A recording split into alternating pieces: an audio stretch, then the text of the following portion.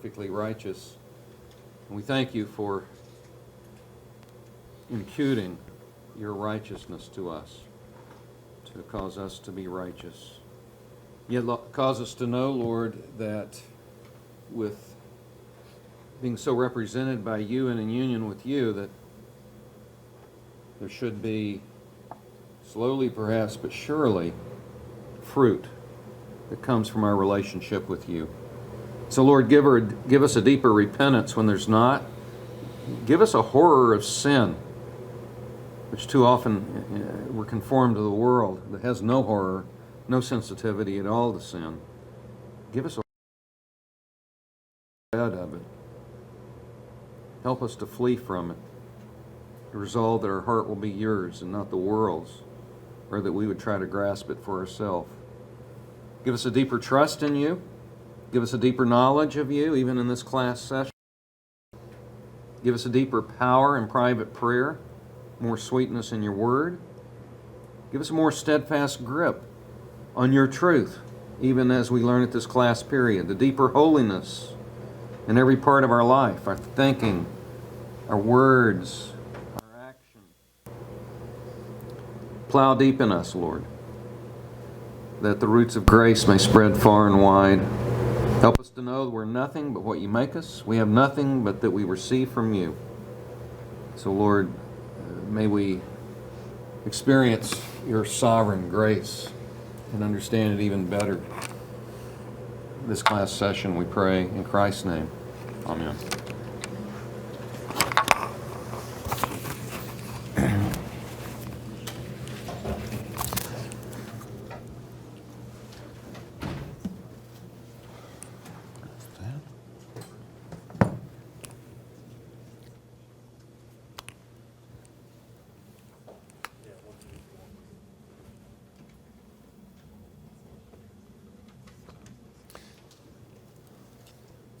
Okay, just a comment.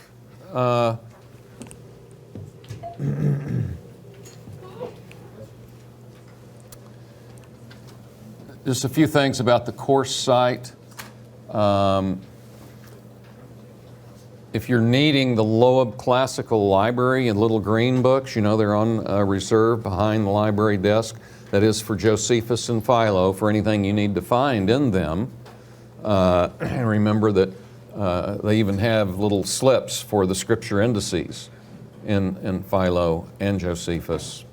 But you can also, I don't know if you've noticed right here where the arrow is, it's kind of small, but it says Loeb Classical Library Directions. You can get it online, okay? I don't know how many of you knew that, but just to make sure you know it and it's been there. So it'll tell you how to do it. You just go to the library and it will, you can find it there.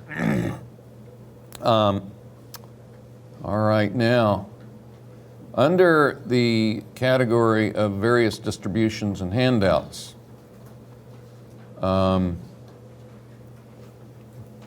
wonderful. What's going on here?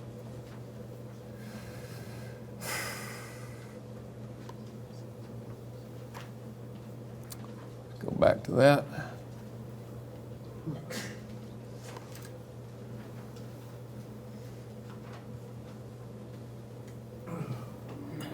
Okay, various distributions and handouts.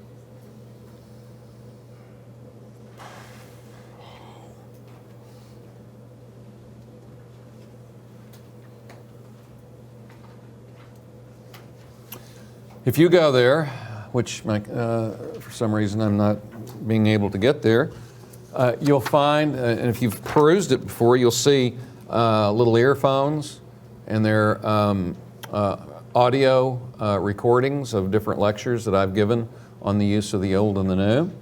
And especially, there are a couple of lectures there that I'm highly recommending that you listen to, because they're more case study examples. The more you get, the better you're prepared for your paper you'll be. They're about probably 2.5 hours each. But one is on the use of Psalm 68 in Ephesians 4:8, that famous quotation, when he ascended on high, led captive captivity, and he gave gifts to men.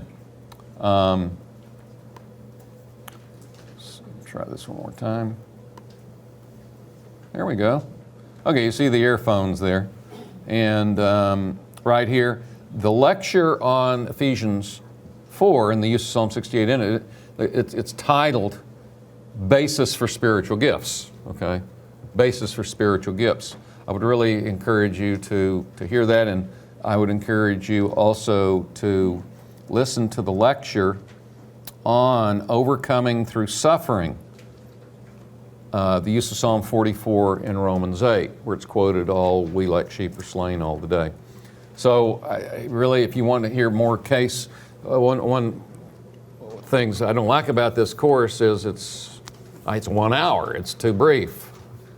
I get all the blood out of it I can, temporarily, but at any rate, you probably need a couple of more examples. So that's up to you, but I really encourage you to listen to that. Okay.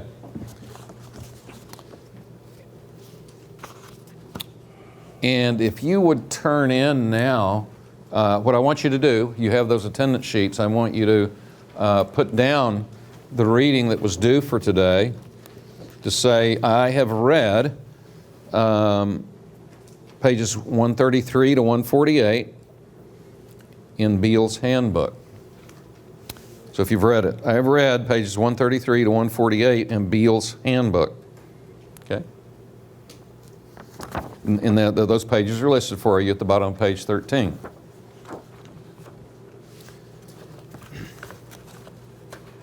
And so today, we're going to look at the use of Isaiah 22:22 in Revelation 3:7. And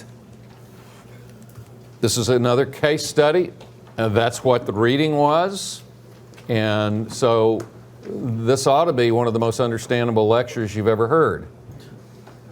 We'll see. I'm doing this intentionally. Having read it, I want you to follow me. I mean, old in the news not easy.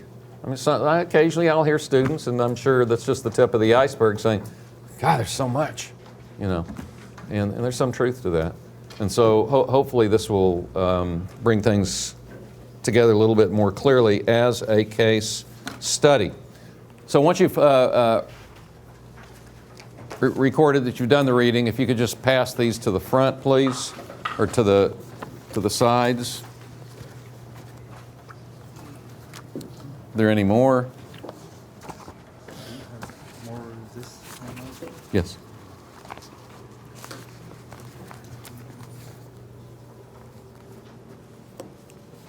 You just need one? Yeah. Thank you.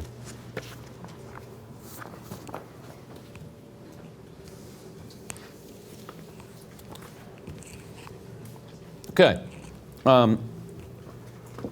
Now, for next time, our formal last lecture, this coming Tuesday, it's a case study of the Old and the New, the use of Hosea 11:1 and Matthew 2:15. And I want you to be prepared to translate. It's not written in the syllabus, but I want you to be prepared to translate in the Greek Old Testament, the LXX, Hosea 11:1, and the Greek in Matthew 2:13 to 15. Okay? So the Greek of Hosea 11:1 and Matthew 2:13 to 15. That's not much, just kind of keeps you in the Greek text a little bit.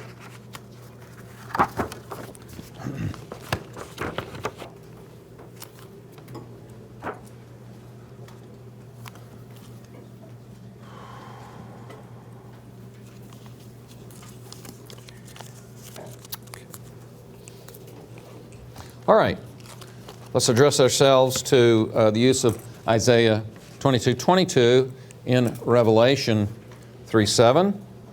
We will be following my ninefold approach to interpreting the use of the Old Testament and the New. you have this. And if you don't have it, it's on the first page of the course site, titled, I think, Ninefold Approach to Interpreting the Use of the Old Testament in the New. So, we're going to do Revelation chapter 3 and verse 7. And why don't we translate that just to kind of get that verse before our eyes. If you turn to Revelation 3:7.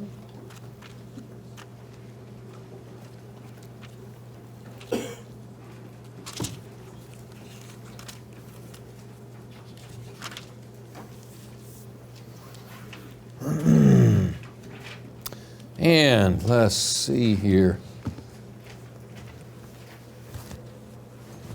This is David Bonner here. David.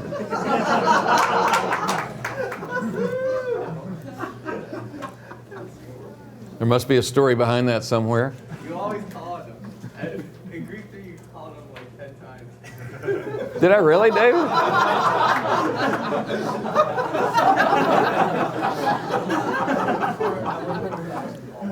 Would you like to pass it on, or do you want to do it? You know, I mean, you did a heavy load there. All right, I'm gonna let you. Let's see here. Is it Timon or Timon Klein? Klein?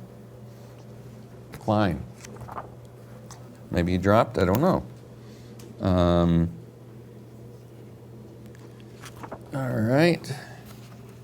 Let's see.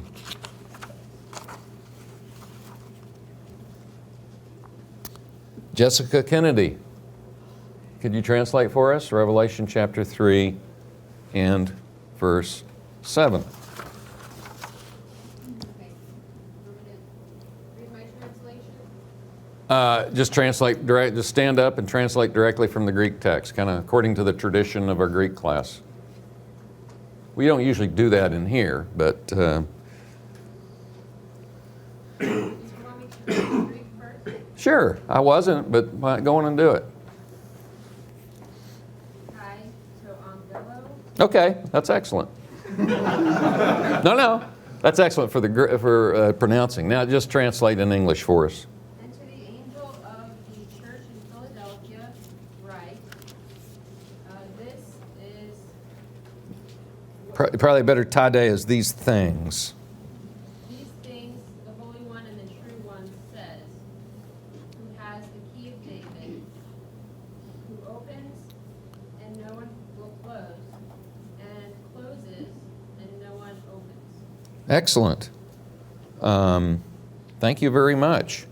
Good job. All right. So we got that before us. Make sure that, okay. All right. Now, let's go through. First of all, identify the Old Testament reference. So you already have that done in your assignment, your term paper. In this case, this is pretty close to a quotation. And if it's not, it's one of the clearest allusions in the New Testament. But it's probably, when we get to textual comparisons, this is virtually what we might call an informal quotation. Formal quotations have, kathos gegraptai, as it is written, or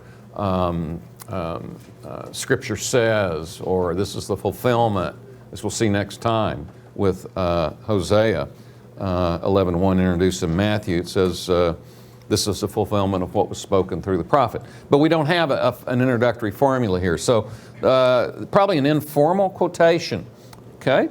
But if you were doing an allusion here, then you would need to really verify that. And what are the two most important things to verify for an allusion? Can anybody tell me? How do you know when there's an allusion?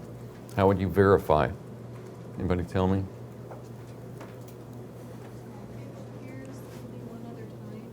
Yeah, but basically it's something that appears only in this text, the wording, and appears only in one other text. Now, it's possible it could appear in a few other Old Testament texts as well, maybe 2 or 3 or something like that, then it might not be hard to know which one it's alluding to, though it could be alluding kind of collectively to all of them at that point. And it's theoretically possible that even one word could be an allusion. That's pretty rare, though. Very, very, very rare. Uniqueness. Okay. What else? There's something else. What else would be? Verbal parallels, direct verbal parallels. Well, I think, and thanks for bringing that out and clarify, because that would be a clarification of what this was, basically. Okay. Unique verbal parallels. What else would you need? Contextual thematic. Beautiful, exactly. Is the contextual theme of where it occurs in the Old Testament comparable or compatible to the contextual theme in the New Testament? And if you have both of those, then you have a good candidate for an allusion. Okay?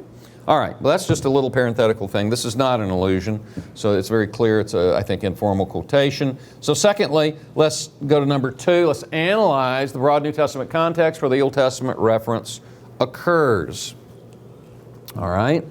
So if you're, for example, in a gospel, you're not going to have much here because we don't know the problems gospel writers were writing to.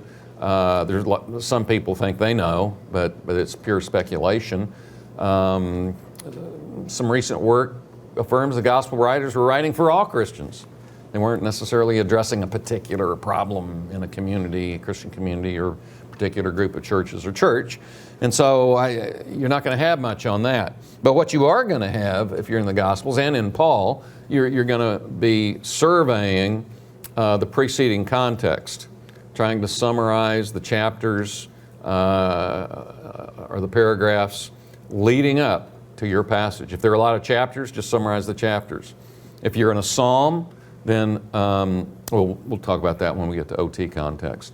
But if you're in Galatians, then you would summarize Galatians 1 up to chapter 4 in your passage. Okay?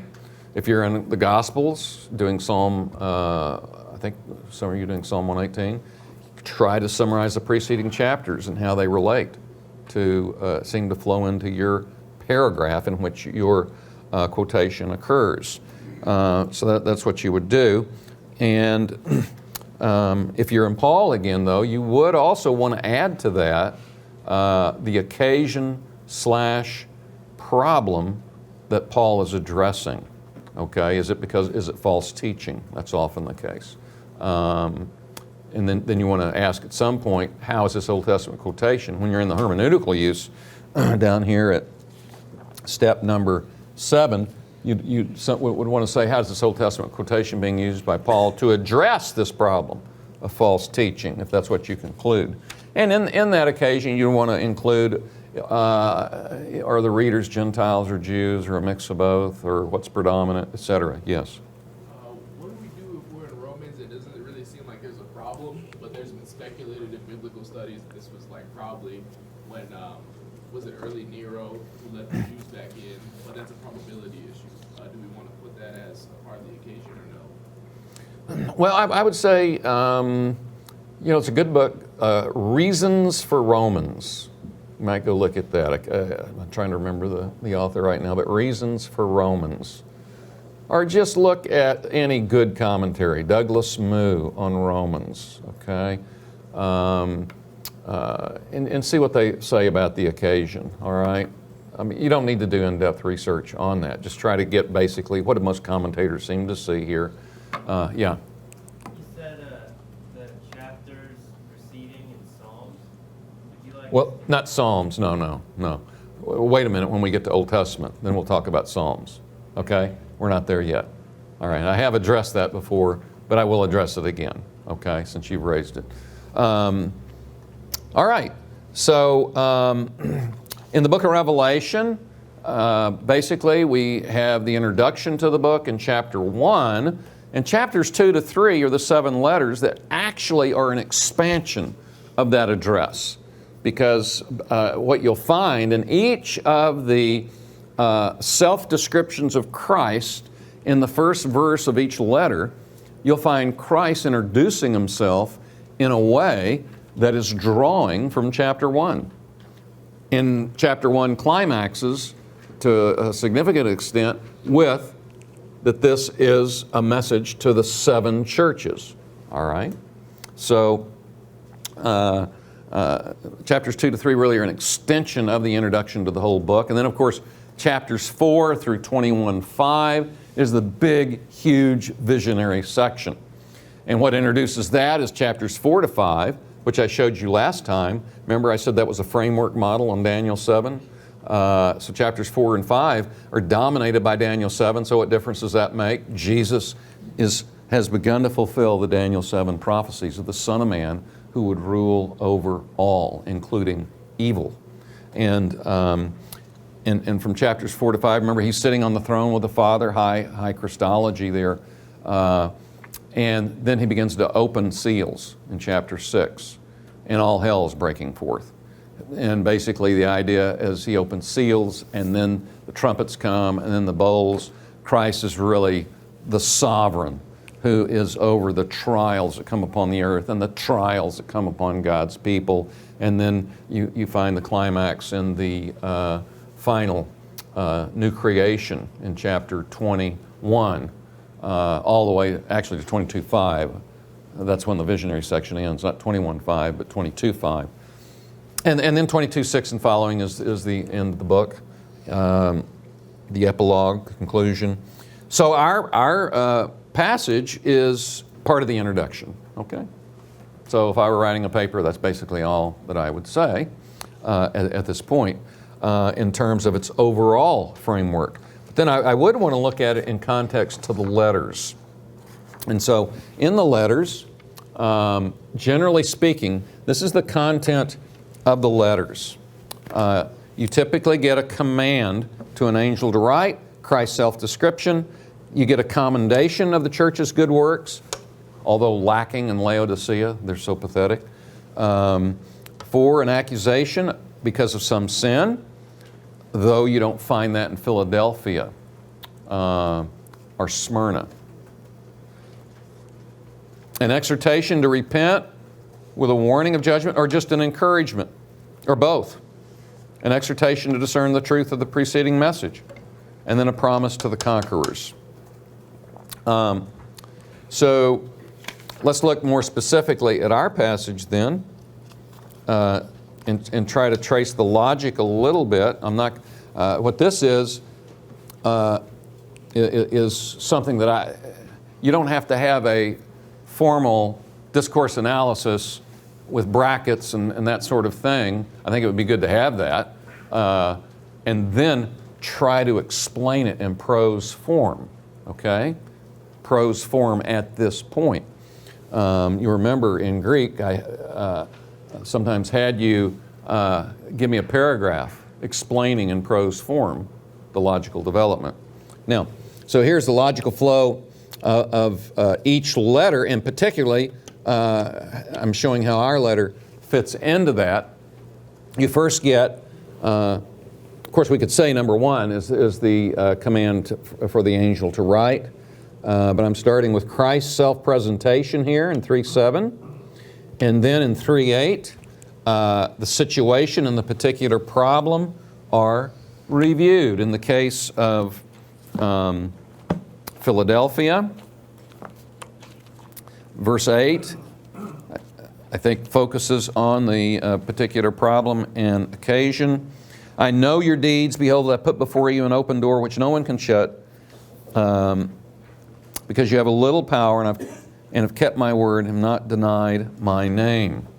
And then on the basis of this situation and occasion, problem, and by the way, what's the problem and the occasion there in verse 8? Well, it looks like it's persecution. You have a little power, but you kept my word and have not denied my name. Well, that's assuming persecution, okay? So basically we have a situation of persecution, and yet in some way Christ is applying this quotation that's just occurred in verse 7 to their situation, I put before you an open door which no one can shut. In some way, he's giving them some kind of power, even though from the world's perspective they have, quote, little power. Okay. And so on the basis of this situation and problem, Christ issues an encouragement to persevere in the face of conflict. Verses 9 through 11, he says, I will cause those of the synagogue of Satan who say they're Jews and are not, but lie. I will make them to come and bow down before your feet and to know that I have loved you. So there is clearly an implicit encouragement there. Christ says what he's going to do, and he's doing it for them. It's an implicit encouragement. And verse 10 also, because you've kept the word of my perseverance, I will keep you from the hour of testing, which is about to come upon the whole world to test those who dwell on the earth. And then, I'm coming quickly, hold fast what you have in order that no one may take your crown. So he has this encouragement then, and actual exhortation here to persevere. There in verse 11, hold fast what you have. Just as earlier it is said that they had not denied his name. He's encouraging them to continue to persevere. And then in verse 12, everything that's preceded here, especially verses 8 through 11, becomes the basis for verse 12. And what is that? It is he who overcomes, I'll make him a pillar in the temple of my God. He'll not go out from it anymore. I'll write upon him the name of my God and the name of the city of my God and the new Jerusalem, which comes down out of heaven from my God. Actually, this is really verse 11. That goes through verse 10. So verse 11 is, this is the encouragement here in 9 to 10. Verse 11 is the actual exhortation to persevere. And then on the basis of a positive response, Christ promises them eternal life that corresponds to his attributes, very interestingly, that by which he introduced himself. So the climax of each of the letters, including this letter, is on inheriting the promise of eternal life with Christ. So when Christ says there in verse 12, he who overcomes, I will make him a pillar in the temple of my God. He'll not go out from it anymore. I'll write upon him the name of my God, the name of the city of my God, the new Jerusalem, which comes down out of heaven from my God, my new name. All of that is really saying you're going to be in my salvific presence. You'll be in the temple, in the very presence of God and the Lamb. And so on the basis here, really of everything that's preceded, verses 7 through 11, on that basis, on the basis of a positive response to what has been said, especially summarized by overcoming. If you do what I say, you'll overcome. If you overcome, you'll get this promise. And then in our letter, unusually, you get the hearing formula at the end. It usually comes before the promise.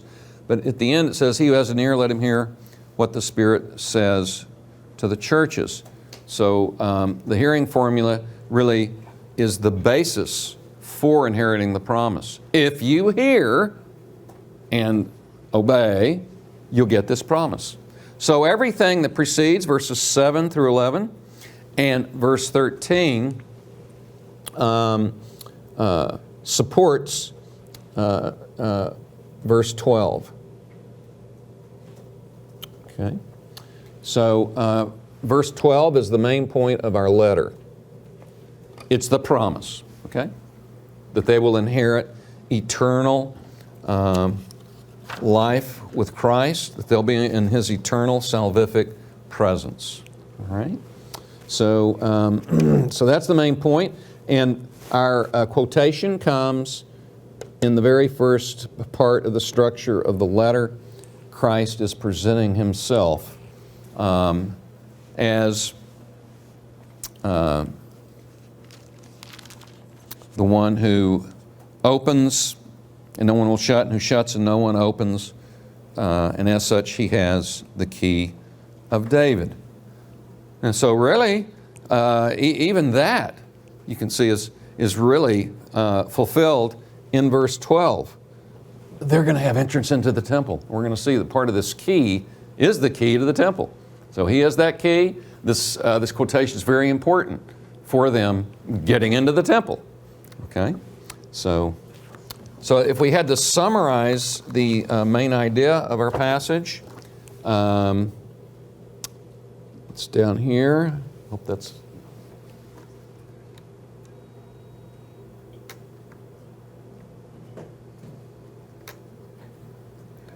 Doesn't look like it's focusing well. Here it comes.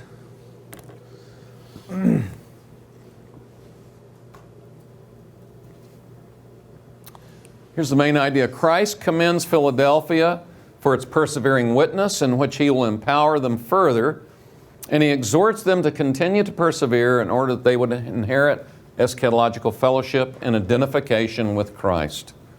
That's the promise. That's the climax. Eschatological fellowship in the eternal temple in the new heavens and earth, in identification with Christ. They're in his presence. Okay? All right. So that's really what I would expect you to do. You situate your passage broadly in the letter, then analyze it in its immediate context. And basically our letter, the way I did that was to show how it fit to chapter 1, how it fits with the other letters logically. They all have the same logical pattern. The climax is in the same place with the promise. The promise in one way or another is always eternal identification with Christ. Being in Christ, eternal salvific presence. Okay? And how to get there is crucial through understanding verse 7, the quotation. He has the keys to get into that temple. Okay. Thirdly, analyze the Old Testament context, both broadly and immediately, especially thoroughly interpreting the paragraph in which the quotation or allusion occurs. You want me to repeat it? Sorry about that. What's her name? What do they call her? Siri. Siri. Is there another name? Yeah, there was. There was? All right. Okay. Old Testament context. The broad context. And this is all, I mean, you know, this is in the first segment, chapters 1 to 39. Here I would mainly be concerned about the preceding context. And so we got 35 chapters of Isaiah in this section are prophecies of condemnation. So this is the overall theme is condemnation in this part of Isaiah. If we had to summarize it and give an exegetical idea, I've worked through this part of Isaiah, and my summary of it is this, right below the pointer there, or below the pen. And what I would do is get a commentator, find someone who can, who gives you kind of the overall idea of your segment, if you can find that, okay? And so here, Holy Yahweh, this is the idea of chapters 1 to 39. Holy Yahweh punishes unholy humanity for the purposes of executing judgment, purging a faithful remnant from Israel and the nations, and restoring the Davidic kingdom, all of which will demonstrate God's glory. Okay? So that's the major theme. It's judgment, but there's going to be a remnant. And that remnant will compose the Davidic kingdom. And then God will get the glory. Now, leading up to our chapter 22. In chapters 1 to 6, judgment on Judah. And then you get the theme of subsequent deliverance for an Israelite remnant in chapters 7 through 11. And then in 13 to 23, you get prophecies surrounding the nations, surrounding the nations around Israel. And chapter 22 is just slotted right in. Israel's become like the nations. So that's the context. They're just like the nations. Throughout Isaiah and Jeremiah, it says they're just like Sodom and Gomorrah, and they'll be judged, similar to Sodom and Gomorrah. So she's identified with those nations. So that's all I would do in the broad context there.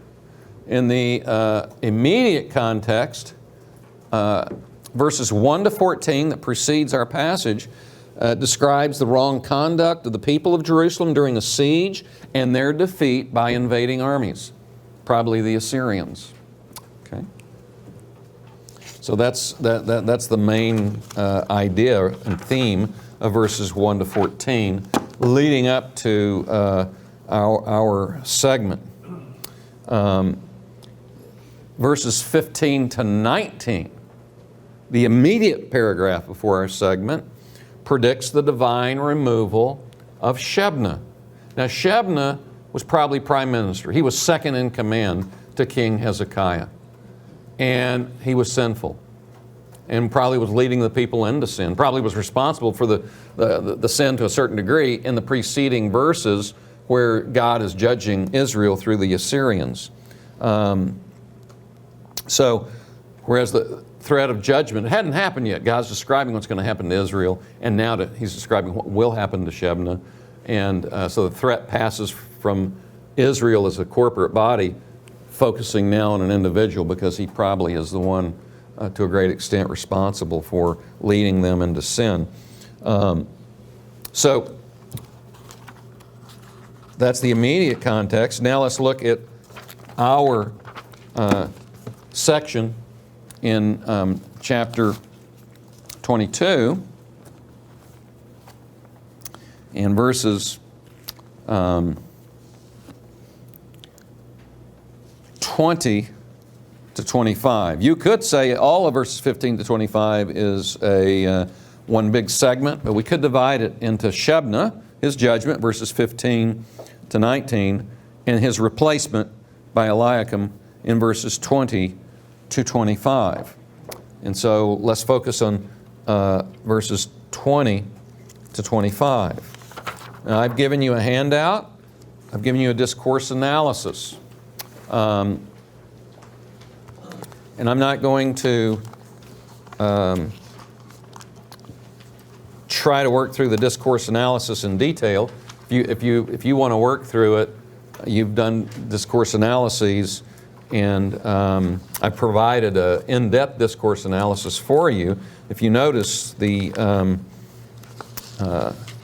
DA brackets here conclude with the main point of the load hanging on it will be cut off. Okay, Eliakim and the load, all those depending on him, whom he's brought into a favorable position in the kingdom, he and they will be cut off. It will break off, and the load with it will break off. So the ground for that is the Lord has decreed it.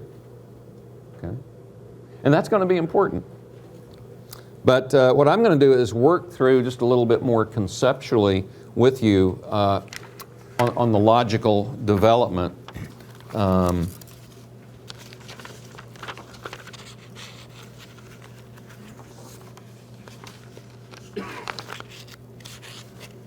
And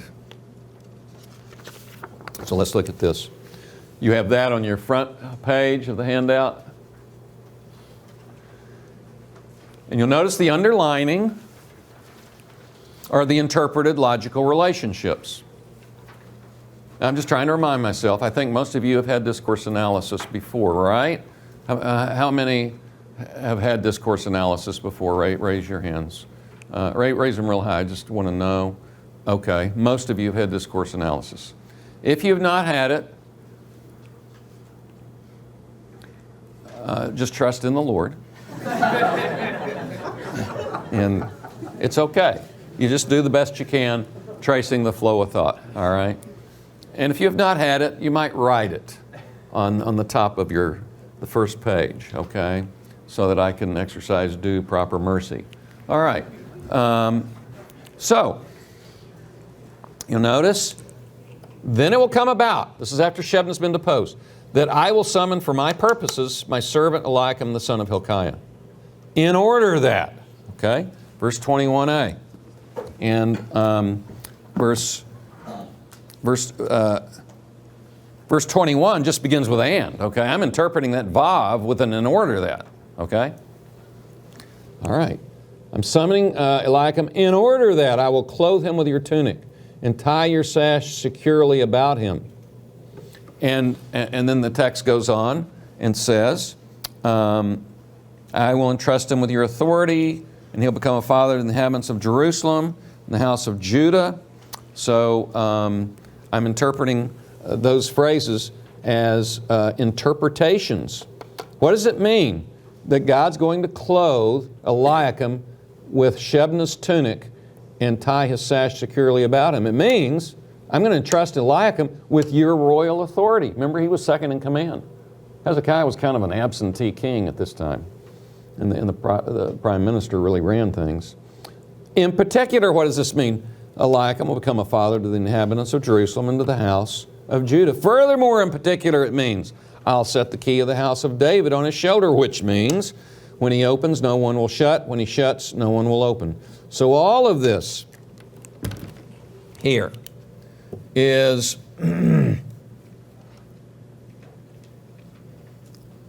all of this is what God's going to do with Eliakim. He's going to entrust him with the clothing of Shebna, which means he's going to have the authority of Shebna. In fact, there's a whole biblical theology. I have a friend, his name's Gordon Hugenberger. He's the pastor at Park Street Church in downtown Boston. He's also still an adjunct Old Testament professor at Gordon Conwell Theological Seminary. And I don't know if he'll ever finish this before he dies, but he's told me he's getting ready to retire. And I hope he'll do his biblical theology of clothing. It's amazing. It starts even in the Garden of Eden when Adam and Eve try to make their own clothes, and they're pathetic because they're trying to hide their sin. And God rips those clothes off and clothes them. What's the significance of that? Most think it's, well, a sacrifice has been made, and that may be involved. But Hugenberger shows that clothing indicates inheritance. In the ancient Near East, if a father's disinheriting a son, he says, hang your coat up inside the house and get out of here. I don't want to see you again. The coat represents, I'm disinheriting you. Remember the prodigal? He comes back and the father puts his coat on him. Clothing represents inheritance. Clothing also represents the inheritance of a royal throne. And when the clothing is taken off, it means you're being dethroned. So, and there are passages where you can find that. So at any rate, this is a biblical theology of clothing. And really, when we get to the New Testament, we're clothed with Christ, right? Clothed with the new man in Colossians 3, for example. That has to do, we're coming into union with Christ. Clothing is a metaphor for union. All right. Then we have progression.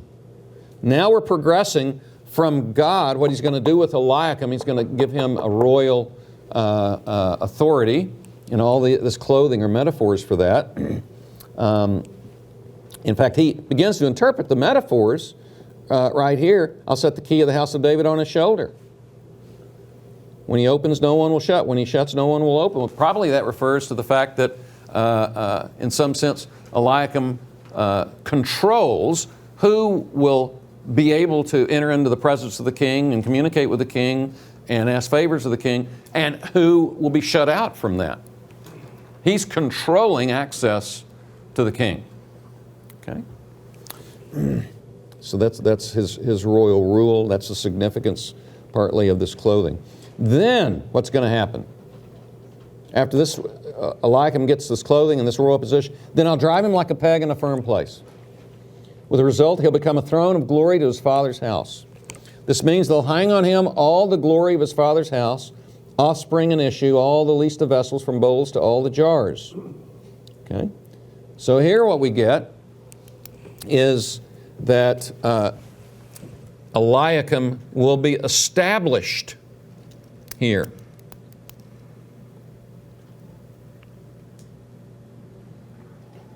All right?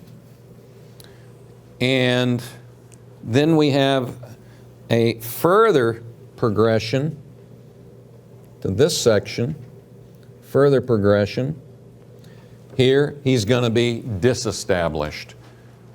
And that day declares the Lord of hosts, the peg driven in a firm place will give way. It'll break off and fall.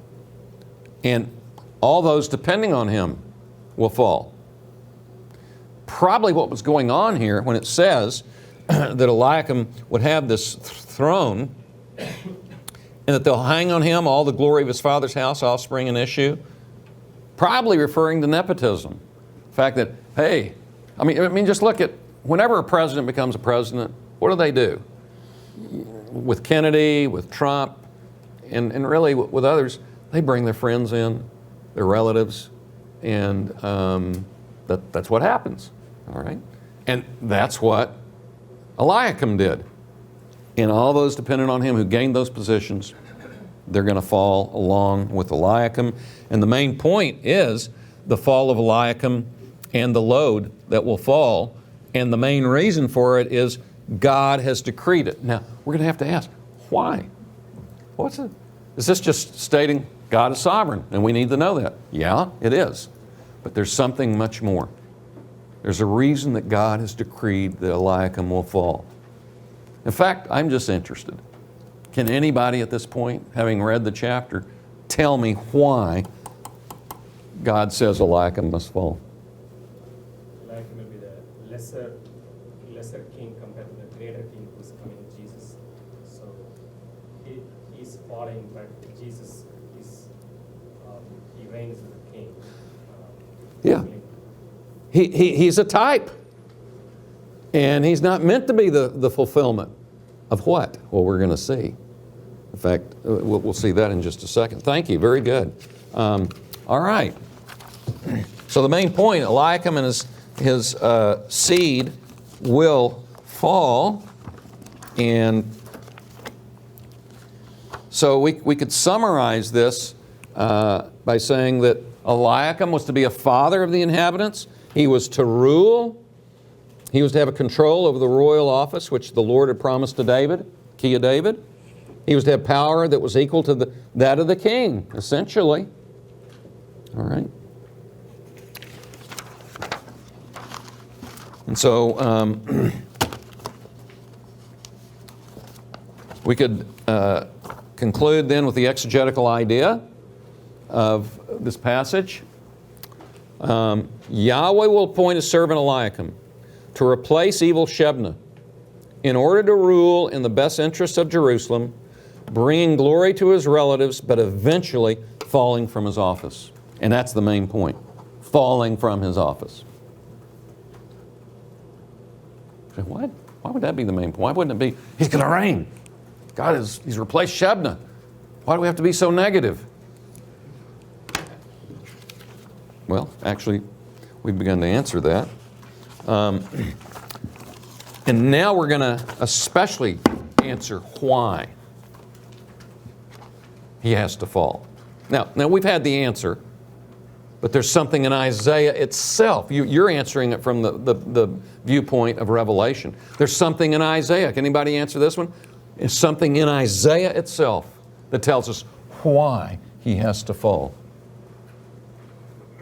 Any ideas? Right there in the handbook. Tell you what, I'm going to motivate you. It's not much motivation, I realize, but an A+ and a nickel if you can answer this question. Something in Isaiah. Hey, we got a hand. Does it have to do with like what comes later when we talk about Messiah and how they decree, or What now? does it have to do with another person that describes later who is greater, and it goes into great detail, like Isaiah 53. And Okay, I think you're on the right track. his throne is like forever. It's like a different. Where does it say his throne's forever? It doesn't say that in Isaiah 53. It says he dies for the people. Right. Of course, Eliakim didn't die for the people. But so I think you're on the right track. Anyone else? I think we need to go earlier, prior to chapter 22. Is it that the phrase "my servant" is associated with messianic themes right there? That's really good. That's true. My servant. I got it from you. I guess that's why I thought it was really good. I didn't say good. I said really good. Yeah, my servant is used of, and we're going to see this in a moment, but a number of times of the Messiah. Now, it's also used of corporate Israel who fails. So that's interesting. Yes? Is it going back to Isaiah chapter 9, with the everlasting Father of peace? Thank you. Look at chapter 9. Look at this. And what I've underlined are the words in common with our passage. This is what we call interbiblical exegesis. Some call it intratextual allusion or interbiblical allusion. All that's happening is chapter 22 probably is alluding to this passage. Remember how we defined an allusion? Unique terminology. The only place where you find government, now that's a synonym with rule. Let's see, yeah, with rule in our Isaiah 22 passage. So government, his shoulder, father, government again, throne of David. You do not find that combination of words anywhere else in the Old Testament. This is probably, there's a uniqueness there, and there's a reason for the uniqueness. That is, Isaiah 22, in some way, is developing or reflecting upon chapter 9. Now, there are some other texts. By the way, at the end of your Old Testament section, you should do this. You should look in your margins. You'd say, is this alluding or quoting anything from earlier in the Old Testament? Or is there anything later in the Old Testament that is alluding to this passage? So you want to do that. That's going to be important before you get to the New Testament. Because sometimes the New Testament, in quoting a passage like Isaiah 22, might be quoting it through the lens of chapter 9 or a passage later in the Old Testament. So that's why you've got to trace that. All right? So, now we have to ask, what is the significance? By the way, notice that there are other passages which could be considered. 2 Samuel 7:13, talking about the descendant of David. He'll build a house for my name, establish his throne and kingdom. So you got throne and kingdom, but I don't think we have enough there to make a literary connection. Okay? And then a little better is Psalm 132. It speaks of David, my servant. It speaks of his throne. It speaks, again, of his throne, and David. So you got my servant, you got David and throne. There may be an echo of this text. One of the problems is, how do we date Psalm 132? By the way, actually, servant doesn't occur in Psalm 132. It's just David and throne. And here you just have my servant. So, in throne. There might be slight echoes of these passages. If I were writing a paper, I'd put in the footnote, might be a slight echo of these passages. That's all I would say. But definitely, I would go to town on Isaiah chapter 9. And I think that the significance of the use of chapter 9 in Isaiah 22 is this. It looks like Eliakim, from the perspective of those living at that time, was going to be that person of Isaiah 9. But then God decreed no. And because he was never intended to be that person. So Here's a case, by the way, where we have an indication of typology within the Old Testament itself. There are many scholars who think that the typology is only retrospective. It is only something that you could see after the death, resurrection, and coming of the Spirit, and we have a better perspective on the Old Testament. That is true. We do have a better perspective on the Old Testament. Matthew 11 says that he who's least in the kingdom is greater than John the Baptist. I don't know about you when you hear that or read that. I don't feel greater than John the Baptist. But in fact, Jesus says we are. How so? We are in a greater revelatory stance than the greatest prophet of the Old Testament was, because we now have witnessed through the written record the revelation of Jesus Christ, which John the Baptist didn't. So of course we can see things, the apostles could see things that earlier prophets couldn't see as clearly. But that doesn't mean that they couldn't see some of it.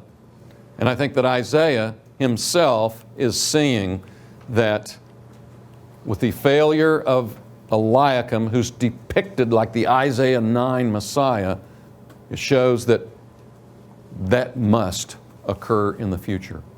So that Isaiah is just a faint outline of Isaiah 9, which will be filled in by the fulfillment of the coming Messiah. So the very use of Isaiah 9, I think, shows that Eliakim was depicted like the Messiah, but he falls. And remember, that's the main point. He falls. All right. So you want to, at the end of your Old Testament section, you want to look at that. You want to look at the use of the Old Testament in the Old. So we go now to Judaism. I don't find a lot here that's very significant, though you're going to have your 10 citations and summarize them at the end, what's in common, what's not in common. And then what you want to do in this section, you want to talk about Judaism. Talk about your results here. How is the New Testament writer differing from the way Judaism understands the passage, or how are they similar? Or it may be, I don't know what those Jewish commentators are talking about. I don't know how it relates. Okay? All right. Sir, Yes? in our paper with those citations, are you wanting us to list those in the body of the paper? Yes. Yes. Right there in the section on Judaism. With the quotation Yes. from it, and then interact with it? At the end of the 10 citations, you talk about what's in common between the citations and what isn't. You would do it at the end. You don't comment on every one. Right. But do you want like the quotation printed out from that source, or do you just want the reference? Quotation. Should not be more than 2 or 3 lines, okay? Thank you. This is probably touched on at some point, but those are supposed to be previous to the passage or contemporaneous with it? Obviously, the earlier references that are pre-first century or contemporary first century are the best, but for this purposes of this assignment, you can quote later ones as well, okay? And whatever I showed you, you can use. The later ones, we can't be sure that the thought expressed there was existent in the time of the first century. But they could still give you some good commentary insights on the meaning of the Old Testament passage that the New Testament writer might have had, even if, that wasn't existent in the first century. So, for the purposes of this assignment, I just want you to get familiar with both early and late Judaism. Okay. So then we compare the texts. Let's do that. And let's have someone translate the Greek Old Testament.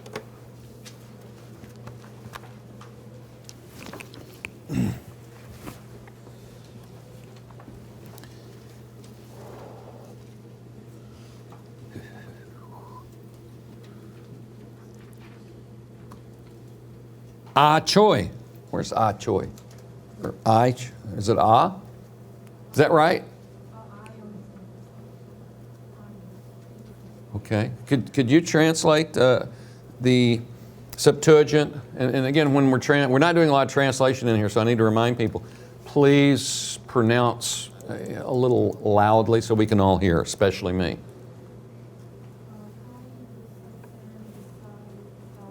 Wait a minute.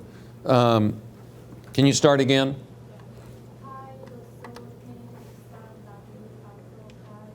Okay, that's fine. Now translate.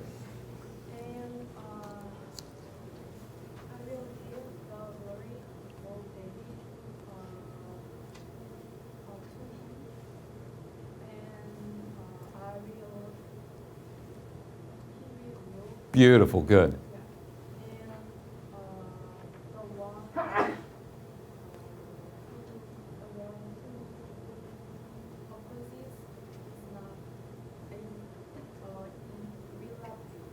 Okay, yeah. There will be no one contradicting or speaking against. Okay, very, very good. How would you parse doso?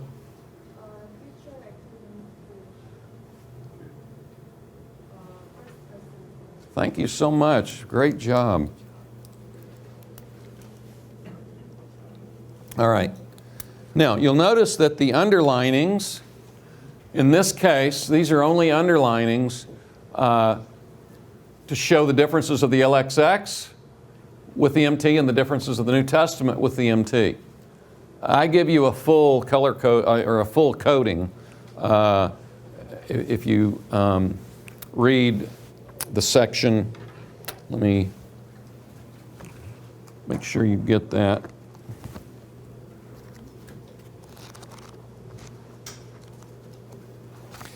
You should, on page 49, I give you a full way to code everything. So you should follow that. I'm partially following it here. But you should mark out page 49 and pay close attention to it. All right.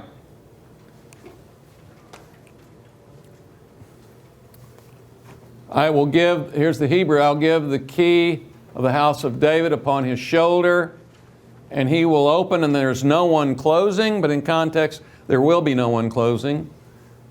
And he will close, and there will be no one opening. Okay? The LXX, you say, you look at it, you say, what? This is every LXX book. In the case of Isaiah, there are probably different translators. They all have their own style. But in the case of much of Isaiah, what the translator does is the translator wants to interpret. He is a type. He's typological of the living Bible. All right? So, I will give the glory. He's interpreting key of David as glory. The key. I will give the glory of David to him, and this phrase here, upon his shoulder, probably referring to ruling, and he will rule. And then this phrase, there will not be one contradicting or speaking against. Probably is an understanding interpretatively, and there'll be no one, and he will open and no one will be closing, and he will close and no one will be opening. This is an interpretation of that. All right? The idea is that Eliakim, interpretatively, what he says will not be contradicted. If I say you'll have interest of the king, you'll have it. No one will contradict me. If I say you won't, no one will contradict me on that either. So that's the interpretation. Revelation has the one having the key of David, the one opening and no one will close, and the one closing and no one opens. What is Revelation closest to? LXX or the Hebrew? Clearly, closest to the Hebrew. Now, there are some texts, there are textual variants in the Old Testament Greek that have this. But these are later editors who don't like the original translation. They said, this is not good. And so they just give the literal translation, okay? All right. So, so what difference does that make? Well,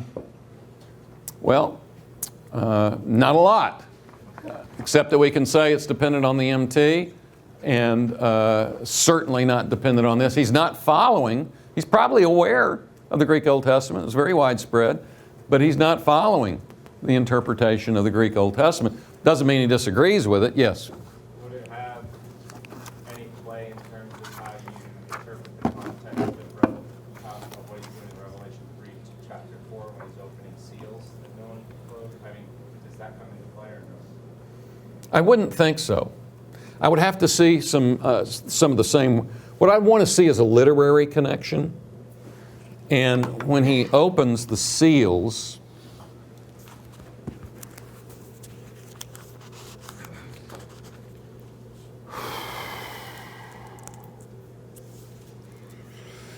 it is the same word for opening, but there's no closing. But obviously that's implied. Nobody's going to refute what he's doing. No one's going to close what he's doing.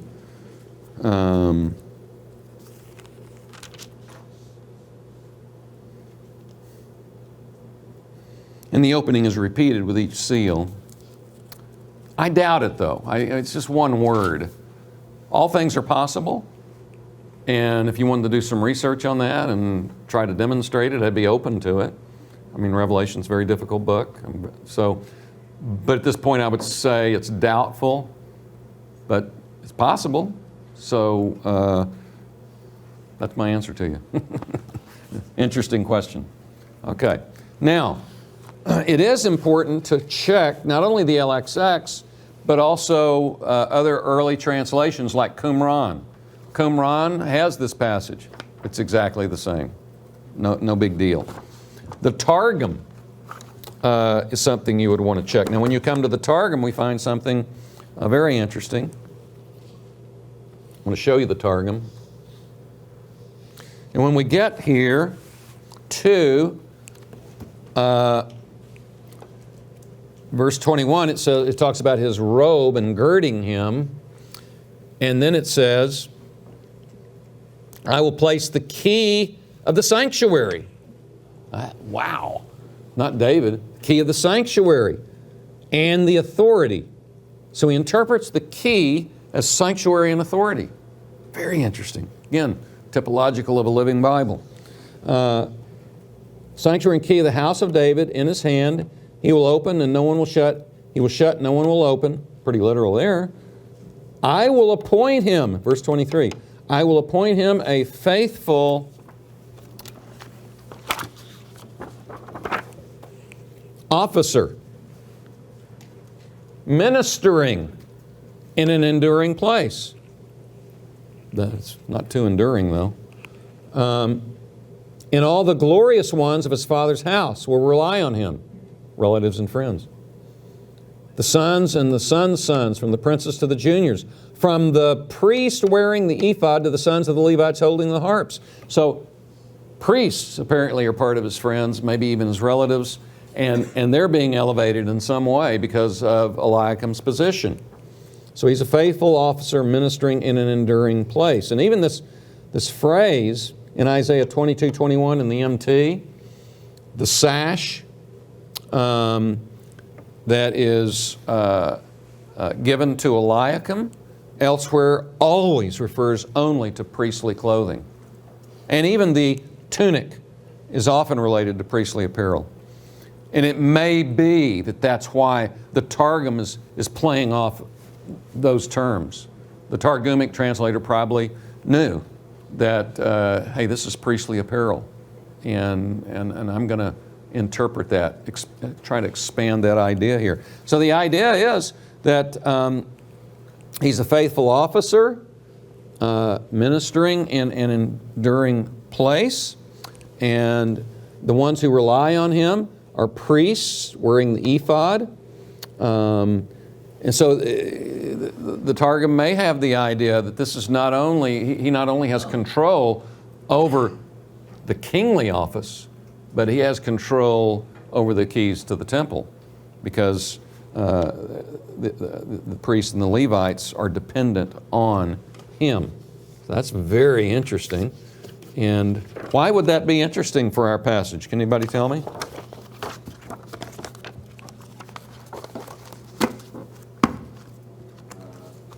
Prophet, priest, and king connection of Jesus.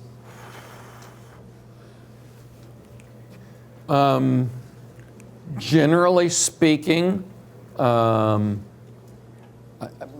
might be able to develop that, but I think there's something more specific in our passage in Revelation. Revelation, the temple is mentioned. The main point of our passage.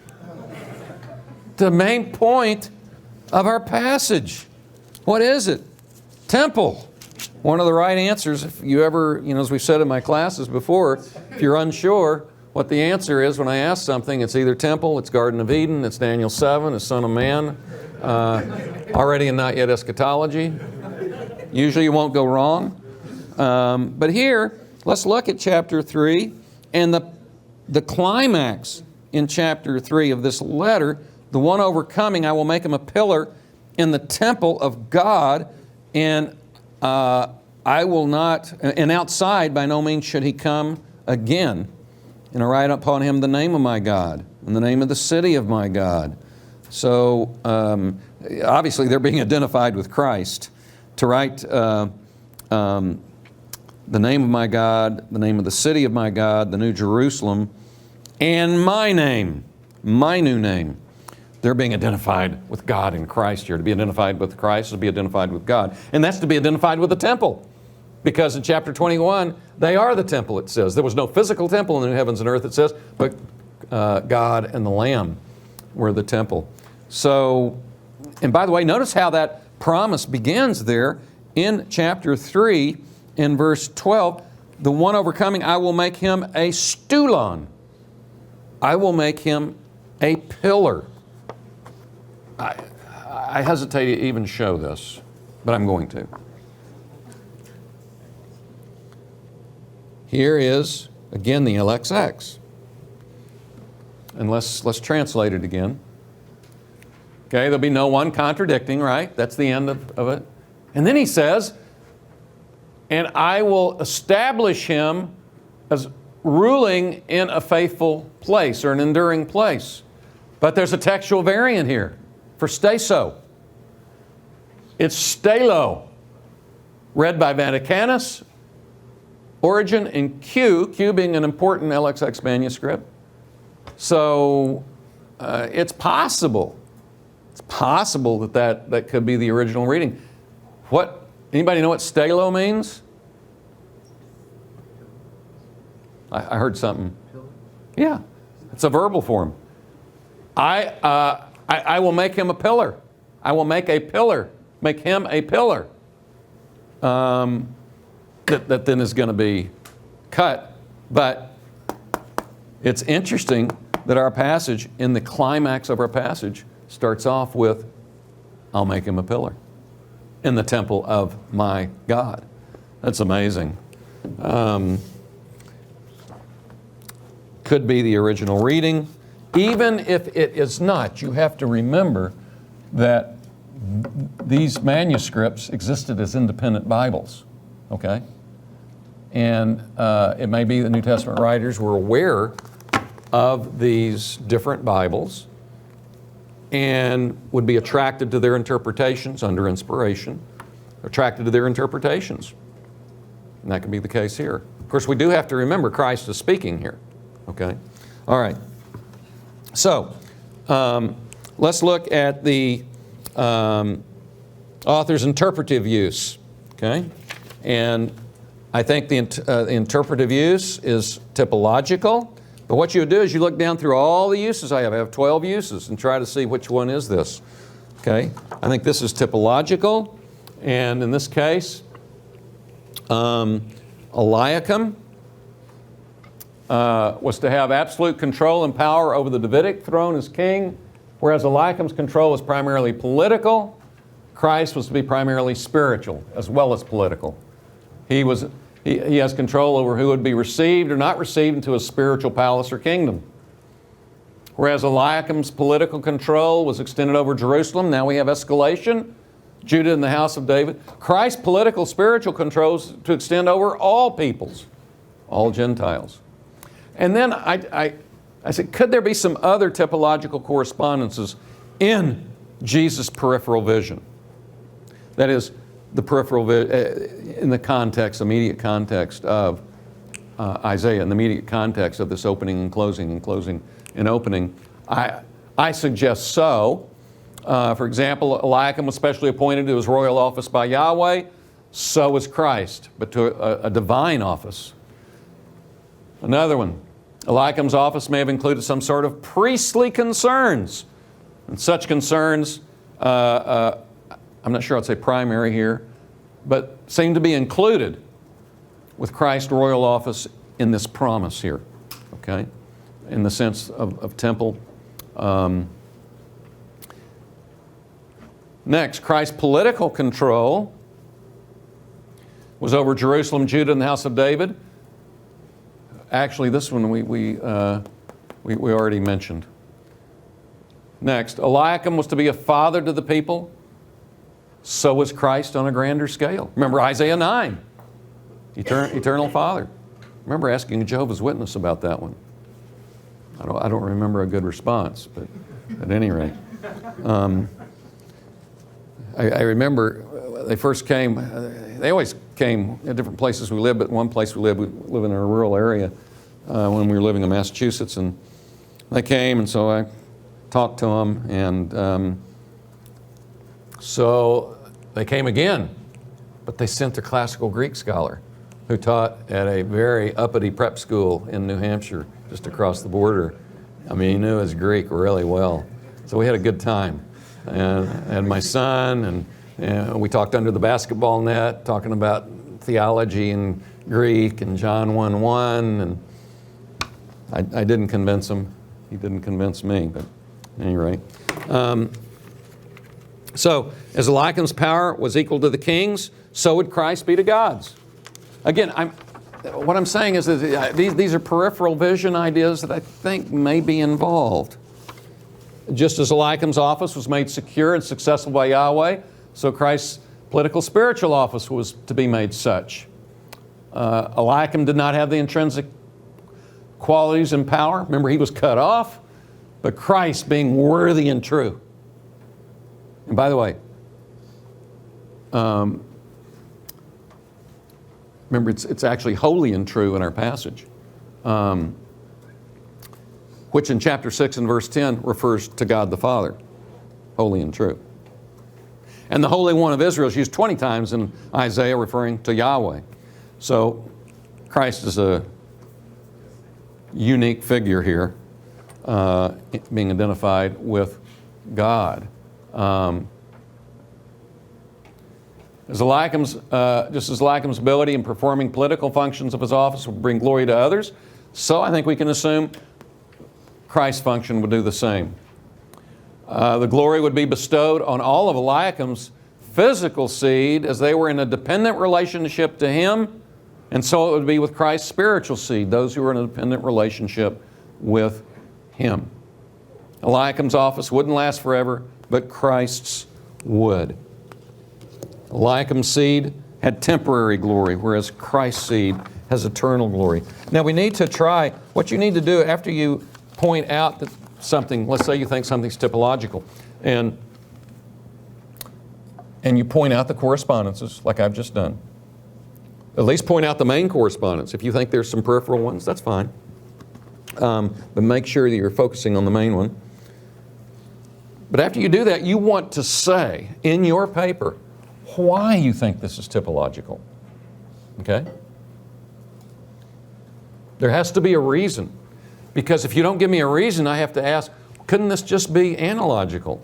Isn't this just comparing an Old Testament passage with the New Testament here in Christ? It's just comparison. Why are you saying this is a comparison that points forward? Where do you get that? What would you say in this passage? Anybody? Don't make me cry. There's the escalation. What? There's the escalation of the failed Eliakim to the success. Okay. I think that is something that should be included, but I don't think it's the main thing that's going to really show it's pointing forward.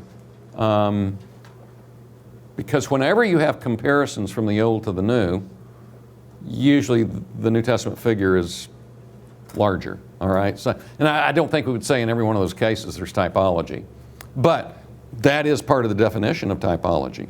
Remember, typology, here are the 5 elements. It has to be historical. It has to be within the special, the record of the special revelation of God. There has to be an important and analogical correspondence. There has to be escalation. And there has to be retrospection. How did I get to 5? Because there also is a pointing forwardness. I think maybe the historical, something historical in the special revelation of God was 1. So that makes 5. So anybody else, can you help me? Why would we say this is typological? Why would we say this is pointing forward? Yeah.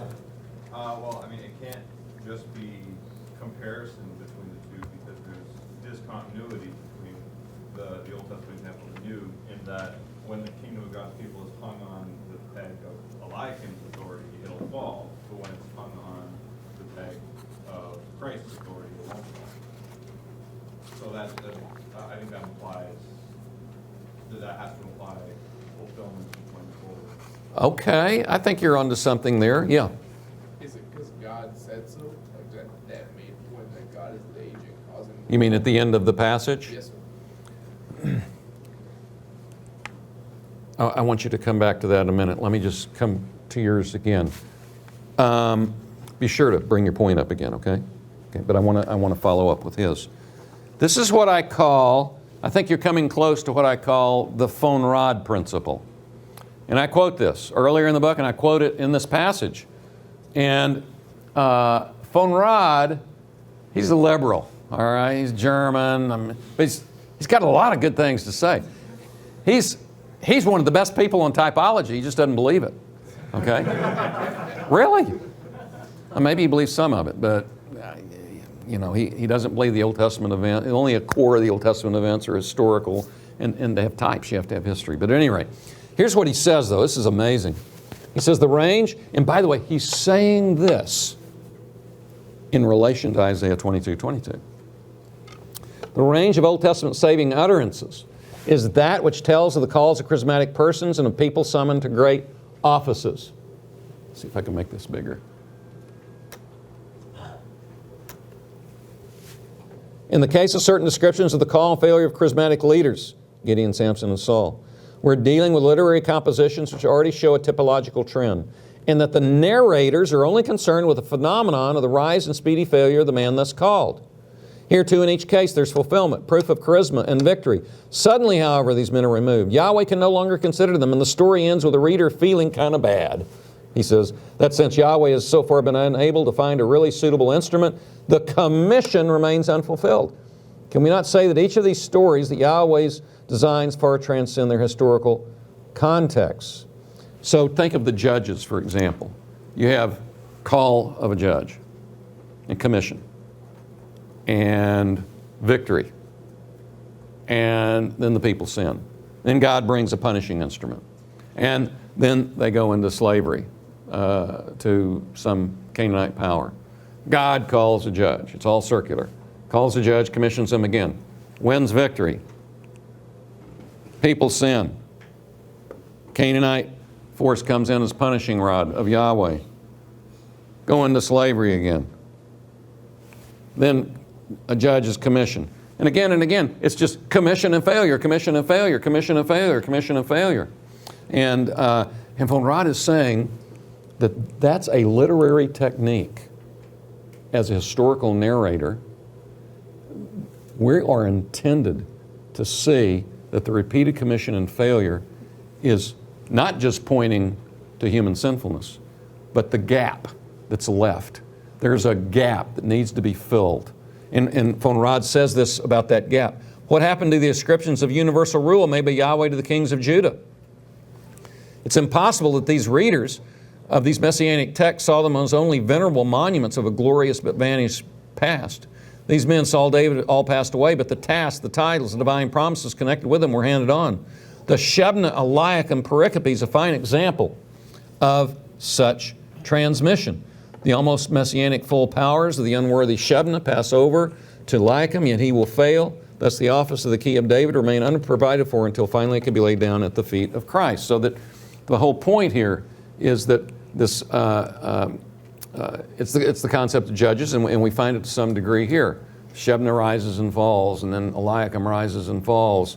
And the whole point is, when you get those speedy commissions and speedy falls, the emphasis is on the gap left, which points forward, because the readers would have been aware of these messianic texts, someone who would come, and they would have thought this gap points forward to that one who will fulfill it.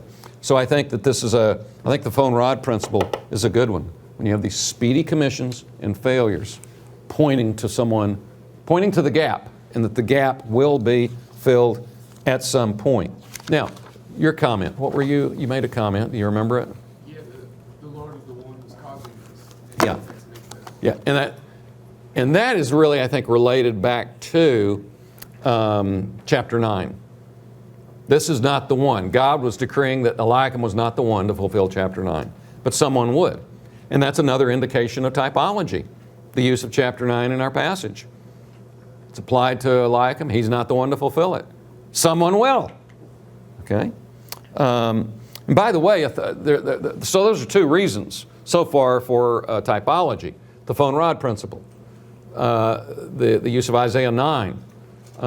Thirdly, whenever David is mentioned in connection with Christ in the New Testament, there are usually discernible prophetic messianic overtones of fulfillment. For example, House of David has a prophetic sense in the New Testament. Luke 1:27 and 69.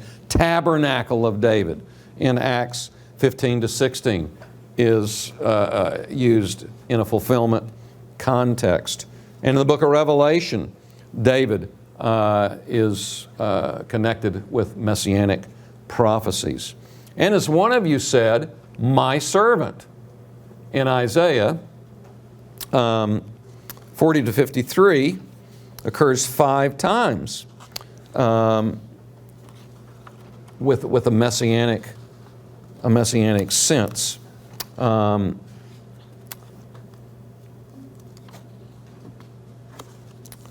Let's see. Yeah, those would be among the 4 or 5 reasons that I would see this as typological. And then we can bring in the escalation, I think. When you think about our passage, it meets the essential requirements of a type: correspondence, historicity, escalation, predictiveness, and retrospection. Okay? Then the last point, and by the way, any comments on it? Now, if you're going to say something's typological, you have to tell me why.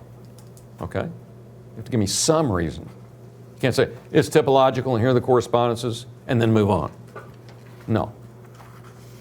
Now, then you look at the theological use of the Old Testament.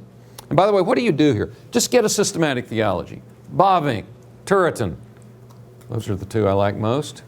If you want to go to Berkhoff, that's fine. It's briefer. Look at the table of contents and just ask yourself, go down, say, does this passage speak to any of this? Is it ecclesiology? Is it Christology? Et cetera, et cetera. In this case, we do have a Christological use. John views Christ to be identified with Yahweh. Just as Eliakim was equal in status to King, Israel's king, so Christ is equal in status to God, the King. And as I mentioned, the whole holy and true, which Christ is called in Revelation 3:7, is referred to God the Father in Revelation 6:10. And Holy One of Israel refers to Yahweh 20 times in the book of Isaiah. Soteriology, this is a tough one. This is very tough. Christ's salvific authority pertains primarily to His sovereignty over who enters into the kingdom. Christ opens to some while He shuts the door to others. Salvation and exclusion from the kingdom are based in Christ's determinate will and not human will or actions.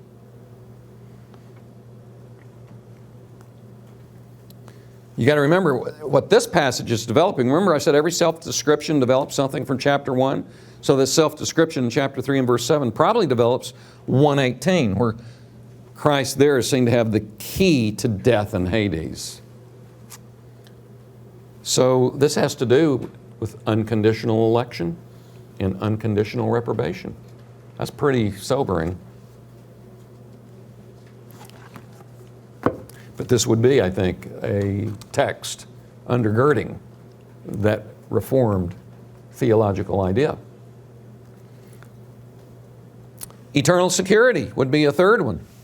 To whomever Christ opens the door into the kingdom, they will remain there. Remember the promise? They'll not go outside the temple again. Ecclesiology. Christ is depicted as the head of the local church, the Davidic king of the true end-time Israel, guiding their activities and opportunities.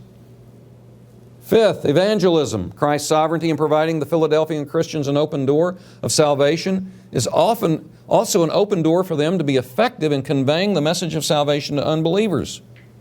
Wow, what a motivation this is. You might think, wow, that's pretty sobering to think that Christ opens the door to some and not to others. That's pretty sobering. On the other hand, it's an amazing motivation, ironically, for evangelism. By our own efforts, we can't do anything. But Christ says to the Philadelphians in verse 8, "Behold, I know your works. I have given before you an open door, which no one is able to shut." He's clearly referring to the quotation. "Because you have a little power in the world's eyes, but you've kept my word and did not deny my name." So he's going to open doors for them. Not only that they've come into salvation, they're really already there. So what doors do they need opened? The door of salvation for others. Christ is the only one. He gives that open door. So notice what verse 9 says, "Behold, I will give from the synagogue of Satan, who claim they're Jews and they are not, but they lie. Behold, I will make them in order that they will come and bow before you and know that I have loved you." In other words, those persecuting them, the Jews in this community, through the witness of the church, as Christ is working through them, He will open the door to the kingdom. He will open the door for many of these Jews. And they can be encouraged because Christ is saying that He will do that. He will use their witness to open these doors. Ultimately, Christ's sovereignty is the basis for evangelism. Rhetorical use. All this is how does the author use this to motivate the hearers, the readers, to want to carry out some action recommended by Christ or to affirm some belief. I think that this passage encourages them. His sovereign position as end-time king and priest encourages them to participate with Him in His kingdom, especially though they have little power in the world's eyes, to be used in Christ's hand to open the doors to others into the kingdom. And so they can have motivation, as we already said. Christ's followers can be assured that the doors to the true synagogue, that is the temple, are open to them, whereas the doors to the true temple remain closed to those who reject Him. You know, this idea again of evangelism, that Christ's sovereignty is the basis of it. There's a basic principle here that we call the indicative and the imperative. We're commanded to evangelize. What's our indicative?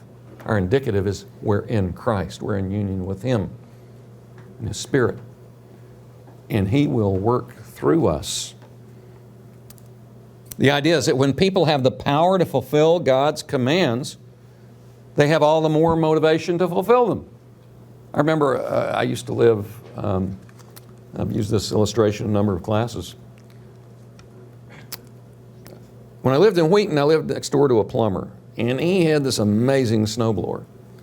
And when it started snowing, half inch, an inch, he was out there with a snowblower. Let's say it would be in the evening. Started snowing at 6. He'd be out there at 7. And, you know, it was a beautiful snowblower. And who knows? Maybe his wife had given it to him for a present. I don't know. But if it kept snowing all the way to midnight, I still wasn't out in the driveway at all. Even though the implicit command I knew was coming from my better half, when are you going to get out and do the driveway? I just had an old metal, rusty, jagged snow shovel, and I had a gravel driveway. It was no fun. And so I just had no desire to do it. So I wanted to wait until all the snow had fallen, so I'd only have to do this once. But the point is, really, I had no motivation to shovel my driveway. My neighbor did. What's the difference? Well, he had the power to do it. And maybe even a motivation to use had been a gift from his wife. So the Father has gifted us with power to carry out His commands. And that's part of what's going on here. Christ's sovereignty will open hearts, and we are to be the tools to open those hearts. And He'll get the glory, not others, because they can say, I was able to muster up the belief to be saved. So, yes, Father, you get the glory. I know part of it was you, but part of it was me too. When Paul gives his thanksgivings at the beginning of each letter, he doesn't say, we thank you, Thessalonians, and we thank God for the fruit that you have. He says, no, we thank God only. That's because God is the sole giver. I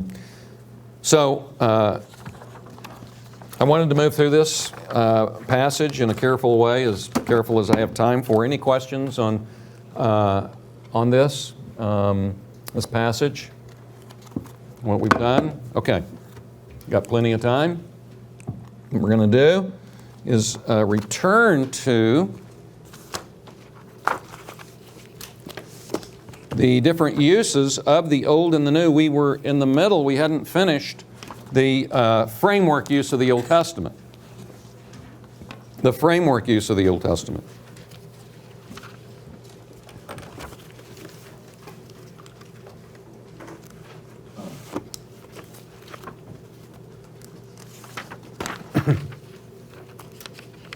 And what I'm showing you now is the overheads are on the online course site under quote handouts on the use of the Old Testament and the New Testament. Okay, so this will be found under handouts on the use of the Old Testament and the New on the first page toward the bottom of the course online site. You want to know where this is found. Now, remember the framework use is one whole chapter will be dominated by an Old Testament chapter or a segment of the Old Testament. And the purpose of that is to show, usually, that the New Testament fulfillment is being interpreted as a fulfillment of that passage, but also other passages from elsewhere in the Old Testament are woven in to explain that fulfillment. They're woven into that framework. And I gave you the example here because it's so clear. I wanted to show you this because we did it pretty rapidly last time. We're in Revelation 4 and 5, which we just talked about. You start with, you notice in the parentheses, we have where this is found in Daniel 7, where it's found in Revelation.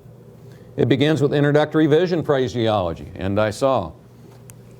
Then you have a setting of a throne in heaven. That's unique, only between Daniel 7 and Revelation, the setting up of the throne. Nowhere else do you have a setting up of a throne in heaven in the Old Testament, except Daniel 7. Thirdly, God sits on the throne. Fourth, description of God's appearance on the throne. 5, fire before the throne, heavenly servants surrounding the throne, books before the throne. The opening of the books. I mean, this is totally unique. The approach of a divine messianic figure before God's throne. Now, in Revelation, it's a lamb. It's not the Son of Man. But I think that's what's beautiful about it.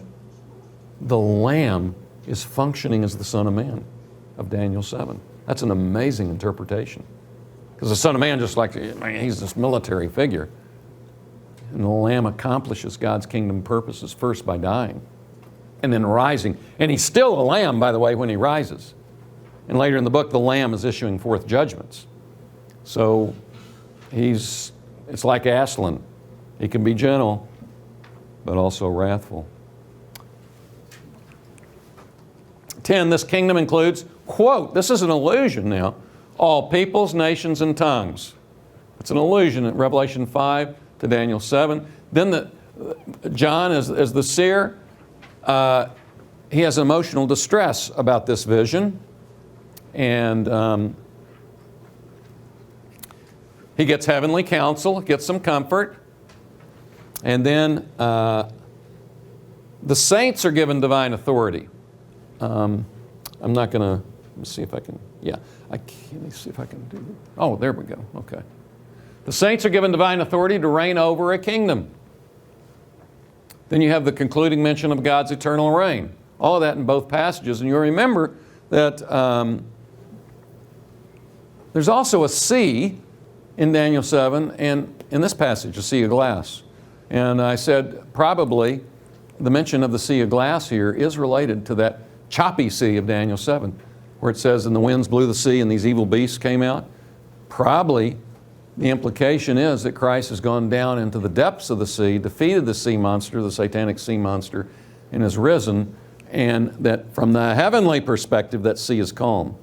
Even though the saints on earth feel like they're being swallowed and drowned in persecution, if they believe in this, then they'll identify with the resurrected Lamb, so that even if the jaws of death consume them as it consumed Christ, they'll be identified with Christ in the heavenly sphere and in the new heavens and the new earth. The point, though, again, is this is based on Daniel 7. So Christ's reign, and even getting the book and opening it, is construed to be the beginning fulfillment of the Daniel 7 Son of Man rule. That's the significance of this. And we are in that kingdom. We are saints in that kingdom. And I mentioned to you, that's the outline. And then when you actually go to the passages themselves,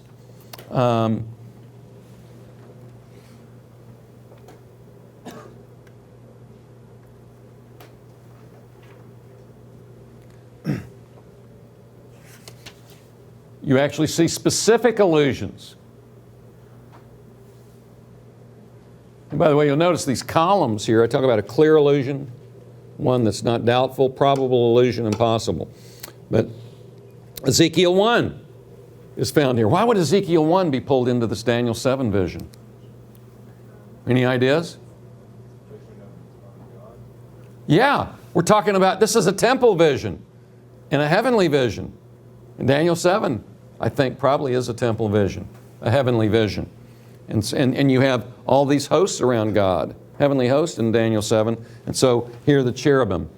So really, with Ezekiel, the temple part of this vision comes out even more, because that's a temple heavenly vision in Ezekiel 1. You get Daniel 4:54, to him who lives forever. And it's repeated down there in verse 10. You get Isaiah 6:3, holy, holy, holy is the Lord God Almighty. Why would that be pulled in? Heavenly temple vision. This is amazing biblical theology, especially when it deals with temple. Hey, here's another part of that, chapter 5. That was part of chapter 4. Look at chapter 5. Let's see. Wait a minute.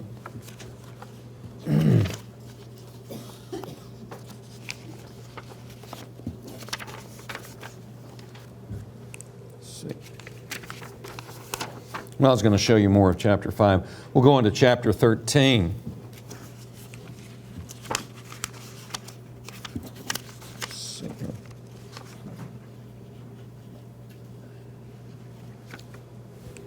Here's chapter 13, and I'm showing you, let's see.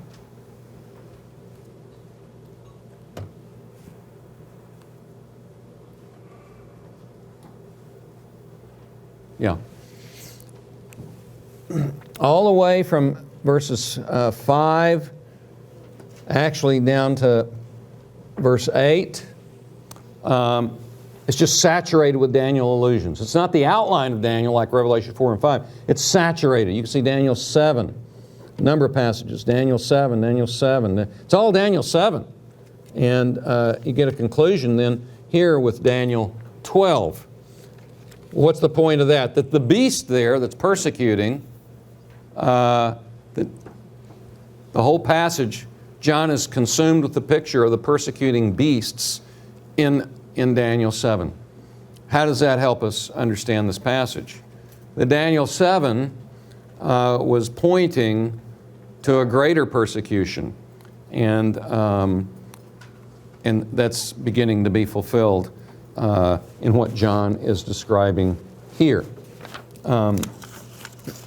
Another beautiful example of this, what we call framework or prototype use of the Old Testament, is found in Mark. It's what we call the eschatological discourse.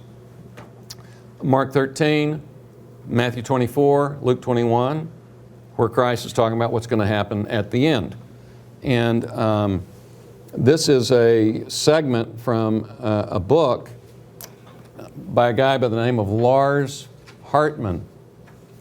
And he noticed something very interesting, that if you look separately at each of those three accounts, that there doesn't look to be any dominating Old Testament text. They're filled with the Old Testament, but nothing dominating. But if you use them like overhead transparencies and stack them one upon another, guess what stands out? Daniel 7 through 12.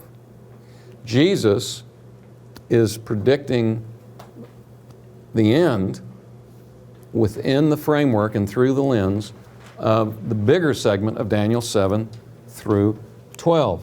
So you notice here, the horn that magnifies itself, many will say, I am. Daniel 7, 8:25, and you come over here. What I've underlined here is all from Daniel 7 or Daniel 11.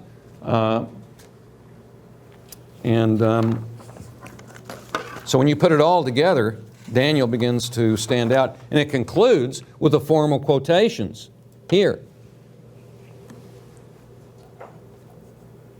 I guess. At the end, it talks about the Son of Man coming in clouds with great power and glory.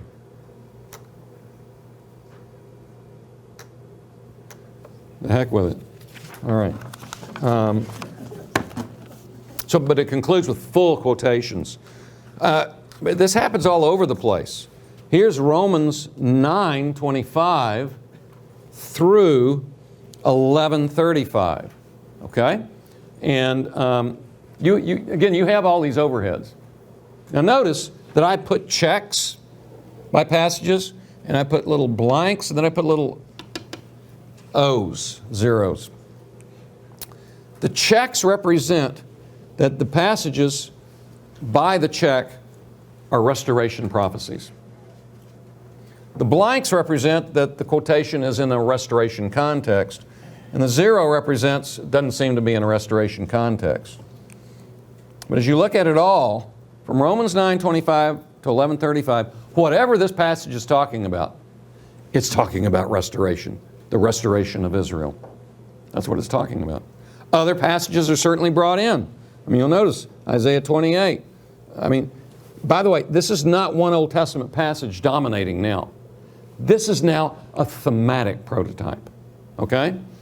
He's got What he's got in mind now, the framework is restoration of Israel. And he brings all these passages in to talk about the restoration of Israel. Amazing biblical theology. Okay? So whatever you think about Romans 9:25 through the end of 11, it's about the restoration of Israel. Now, does it have to do with Gentiles? I think so, because I think Paul talks about Gentiles being true Israel in this passage. But we will not go further into that. All right. There are a number of others here we could look at. This is a dissertation that was done at Wheaton by a guy by the name of Harmon. And wherever you see the dots here, these are the allusions, I think, to Isaiah 40 to 66. Now you'll notice, I'm not convinced by this one. I don't think there's enough saturation of clear allusions to Isaiah 40 to 66. He's saying that Isaiah 40 to 66 and the restoration of Israel are the main framework to understand the whole book of Galatians. Very interesting. I wish it was true. I love that idea. But you notice the dots, those are where the only clear allusions are. So I'm still waiting to be convinced. He might convince me at some point, but right now I'm just not quite convinced. He published it in a very fine monograph series, but on this one, it's just not quite as convincing. There's just not enough of a saturation of the Isaiah references. Okay, now, any comments about the prototype? To have a prototype, you have to have a large segment from the Old Testament or a major theme, and then you have to have a big segment in the New Testament. Okay? Now, I would say in your case for your papers that it's unlikely you're going to have a prototype because you're dealing just with one verse. And to try to show a prototype, you'd have to do a lot of exegesis of your whole chapter in the New Testament and in the Old. So I'm already giving you a little tip. I don't think prototype is going to be true of any of your passages. Okay? Now you can argue that if you want. All right. Now, next is the prototype use of the Old Testament. And we have those 12 uses. I've given you that sheet.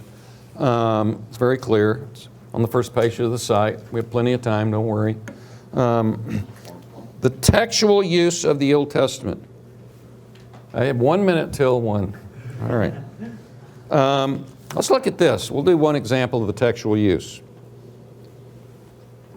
Revelation 17, where it says that the beasts from Daniel 7, in the end time, these are eschatological beasts now, that these with the Lamb will make war and the Lamb will overcome them because He is Lord of lords and King of kings. You've heard that. Think of the Messiah at that point, by Handel. Well, what's going on here? Did John come up with that title? He uses it in chapter 19. Well, if you go back, there are two versions of Daniel, by the way, Old Greek and Theodotian. If you go to the Old Greek, verse 37, that's verse 37. Verse 37a, verse 37b, and it goes on to the next page and actually begins on the preceding page. That's what you call an expanded interpretative Bible. Not even the Living Bible does this. All right? So, you got here that this is Nebuchadnezzar after he's been humbled. I pray, I confess and acknowledge and praise that He is God of gods and Lord of lords and King of kings. That's not in the Hebrew. Okay? It's not in the Hebrew. Part of the phrase is, but the full is not. And so John is describing Jesus at the end of time as the Yahweh who humbled Nebuchadnezzar back here. And to make that really clear, he takes this this old Greek translation that's interpreting what the Masoretic text says. So this is a textual use of the Old Testament. You do find this phrase in a couple of places in early Jewish literature, but it's probably alluding also to this passage in Daniel. So that's really, if you didn't go back to Daniel, you wouldn't get the idea. You wouldn't get the idea that Jesus is Yahweh. When you go back to Daniel, he's the Yahweh who's not going to humble one king. He's going to humble the whole evil empire at the end of time. Well, now I'm over time, so we'll stop. See you next Tuesday for our last class.